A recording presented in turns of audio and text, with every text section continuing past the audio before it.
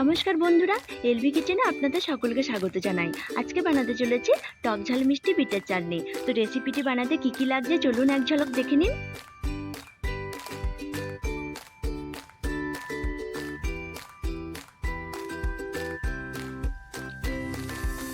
কড়াই গরম হয়ে গেছে, দিয়ে দিলাম 2 চামচ সরষের তেল, দিয়ে দেবো 2টো শুকনো লঙ্কা, 4 থেকে 5টা গোটা গোলমরিচ, অল্প পরিমাণে মৌরি, 4টে কুচনো রসুন, দিয়ে দেবো অল্প পরিমাণে হিং, সাথে দিয়ে দেবো চেরানো কাঁচা লঙ্কা। এগুলো একটু ভাজা হয়ে গেলে দিয়ে দেবো গ্রেট করে রাখা 250 বিট।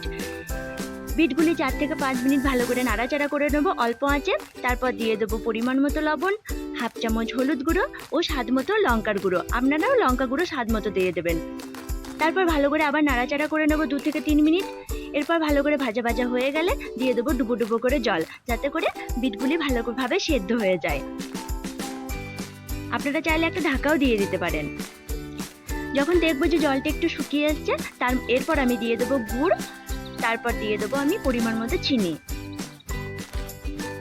সবকিছু দেওয়া হয়ে গেলে জলটা একটু শুকিয়ে এলে তারপর আমি দিয়ে দেবো 1 চামচ চাট মশলা ও একটা লেবুর রস আমি এর মধ্যে চিপকে দিয়ে দেবো। ব্যাস রেডি হয়ে গেল আমার টক ঝাল মিষ্টি পিঠের চাটনি। এটি সাদা পরোটা বা আলুর পরোটার সাথে খেতে খুব ভালো লাগে।